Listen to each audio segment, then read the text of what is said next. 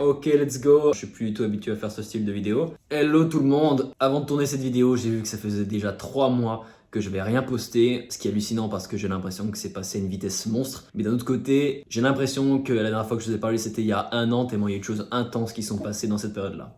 Donc ouais, il était temps que je vous donne quelques nouvelles, dont une qui me tient particulièrement à cœur. Mais déjà, qu'est-ce qui s'est passé pendant ces 3 fucking mois? Après mon cambriolage, j'ai mis énormément de temps à me réparer physiquement et mentalement. Je me disais que si je me programmais pour passer outre cet événement, j'allais pouvoir me relever plus rapidement, mais que nenni, hein. Finalement, mon corps a parlé à ma place parce que je passe mes nuits à me réveiller toutes les 30 minutes crispé, paralysé, avec les dents serrées en transpirant. J'ai une sensation de fatigue, de pression, de stress pendant 1 mois et demi, avec le sentiment d'être ailleurs. Quand on perd autant de choses en l'espace d'une nuit, de matériel, de souvenirs, de création, c'est très perturbant pour le cerveau et encore aujourd'hui, j'ai vraiment cette sensation qu'on m'a enlevé une partie de moi. Donc vous l'avez compris, période de ouf, je suis au top de ma forme, je suis complètement fatigué, je dois assurer dans mon job, je dois gérer aussi toute la paperasse qui est autour du cambriolage, je me prends un gangbang de stress. Et pour vous faire une idée, encore aujourd'hui, au bout de 3 mois, c'est toujours pas terminé. Après cet événement, c'était complètement impossible pour moi de redormir une seule nuit dans cet appartement, j'avais la sensation de plus du tout être chez moi. Et c'est qu'une fois, en y retournant 1 mois plus tard pour mon déménagement, que j'ai ressenti à quel point cet appartement était rempli d'énergie négative, franchement. Donc pendant cette période d'1 mois où je savais pas trop dormir, j'ai eu la chance que des membres de ma famille puissent m'accueillir le temps que j'emménage dans mon nouvel appartement. Donc encore une fois, merci beaucoup à vous. 1 mois plus tard, ça y est, j'emménage dans mon nouvel appartement. Et ce qui est fou, c'est que j'ai pas du tout l'impression d'être en fait chez moi, mais plutôt de vivre dans un hôtel, quoi. Et aussi surprenant que ça puisse l'être pour moi, j'ai grave kiffé faire ma déco. D'habitude, je suis plus le mec qui va dire « Oh là, on s'en fout de tout ça, moi ce qu'il me faut c'est un lit et de quoi faire de la musique, basta !» Mais je vous jure, je passais mes samedis après-midi chez Maison du Monde. Mais en tout cas, le gros changement, c'est que je ne suis plus en colocation. Alléluia, j'habite seul enfin. Ça faisait 2 ans et demi que je cherchais la bonne opportunité pour m'en aller, tellement ça devenait toxique pour moi. Niveau musique, pendant 2 mois et demi environ, j'ai rien fait. Je ressentais pas vraiment l'envie de composer, mais c'est surtout que déjà j'avais pas le temps et pas l'énergie. Là, il fallait déjà que je prenne le temps de digérer toutes ces modifications dans ma vie. Petit à petit, j'ai pu me racheter du matériel et en premier un casque audio pour être sûr de ne pas passer outre le potentiel moment d'inspiration que j'aurais pour faire de la musique. Et ce moment fut. Ensuite, j'ai pu me racheter des enceintes et un micro grâce à vos nombreux dons sur la cagnotte Litchi. Je vous remercierai jamais assez pour ce soutien financier. Au départ, je voulais pas faire cette cagnotte, mais quand j'ai vu l'intérêt que vous portiez à ce style de contribution, j'ai décidé de vous écouter plutôt que de mon ego de toujours vouloir me débrouiller et de me sauver par moi-même. En tout cas, merci encore, je reconnais vraiment la chance que j'ai de vous avoir, et surtout dans ces périodes-là. Ok, donc maintenant il est temps de vous annoncer ce que je souhaite vous annoncer, parce qu'il est grand temps de revenir musicalement, mais pas de la même manière.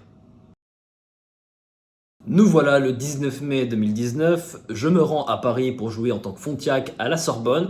Comme vous peut-être actuellement, je me dis « Oh la Sorbonne, truc de malade, des étudiants, les soirées étudiantes, tout ça », je fais les alignements des planètes dans ma tête et je fais genre « Ok, c'est trop bien !» Mais non, je vous calme direct, j'ai joué à 14h30. J'arrive donc dans ce lieu qui ressemble pas à une salle de concert, mais plutôt à une salle de conférence avec une minuscule estrade. Les premiers groupes font leur passage, malheureusement il n'y a pas grand monde. Arrive mon tour, j'installe mon matériel et je commence à jouer dans cette salle remplie de néons de salle de classe. Peu importe le nombre de personnes présentes dans la salle, je me donnerai toujours à fond, donc je fais comme s'il y avait 15 000 personnes, je danse dans tous les sens, je saute, je transpire, etc. Pendant que ma musique résonne dans le vide, mais je me dis que le seul moyen de contrebalancer cette non-présence du public, c'est de me donner encore plus à fond. Vers la fin du concert, je vois dans le blanc de mes yeux que quelque chose bouge, donc je décide de regarder, et je vois une fille, à fond, en train de me filmer et en train de bouger dans tous les sens, et je me dis « Enfin, je ne suis plus seul dans cette situation désespérante ». Du coup, je retrouve le smile, je suis regonflé à bloc, et je passe une fin de concert totalement différente de celle du début. Après avoir rangé mon matériel, je me redirige vers le métro et je discute avec cette fille qui se prénomme Natalia. On échange nos contacts et on commence à discuter ensemble sur Instagram. Elle me dit qu'elle chante, elle m'envoie ce qu'elle fait. Au début, je suis pas extrêmement touché par ce que j'entends, mais je ressens dans sa voix quelque chose d'intéressant. Quelques mois plus tard, Natalia, qui habite à Paris, me rejoint à Villeurbanne pour qu'on travaille ensemble sur un morceau le temps d'un week-end. Et quand on travaille ensemble, on se rend compte de l'incroyable facilité pour nous à converger nos différentes inspirations et influences musicales. Pendant l'année 2020, Natalia revient à plusieurs reprises chez moi pour composer et les morceaux qu'on fait défoncent encore plus les uns que les autres. Quand je fais écouter ça à mon cercle restreint d'amis et de famille, ils me disent ça défonce. Et ils me hurlent de monter un projet avec cette fille. J'avais un peu de mal à franchir le pas parce que je m'étais habitué depuis toutes ces années à me focaliser sur Fontiac et mettre mon énergie sur un autre projet, c'était impensable pour moi. Mais après un gros coup de motive, j'appelle Natalia un soir et je lui dis « Bro, là c'est évident, faut qu'on monte un projet ensemble. » Elle me répond « C'est vrai, j'y avais pensé aussi. Let's go !» Et donc ensemble, on a créé le groupe The Magnetics. Depuis ce jour, on a bossé comme des dingues ensemble et la grosse nouvelle que je souhaite vous partager, c'est qu'avec Natalia, on jouera le 13 janvier 2022 à Paris à la Péniche Antipode.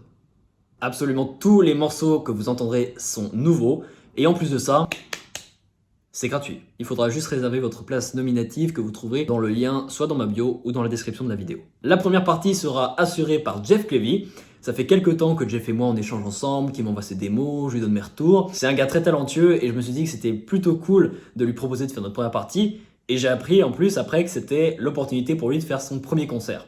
Ce n'est pas la fin de Fontiac car bien évidemment je garde ce compte personnellement pour être actif auprès de vous. Mais je vous invite à rejoindre notre Instagram parce que je vais mettre un énorme coup d'accélérateur et d'attention sur ce nouveau projet. Je vous remercie beaucoup d'avoir regardé cette vidéo. C'est toujours très compliqué pour moi de me filmer en face cam, mais je sais que c'est important de le faire pour vous. Et voilà, je suis de retour. N'oubliez pas de prendre vos petites places. J'espère qu'à cette occasion, on pourra se voir très rapidement en physique. Bisous tout le monde.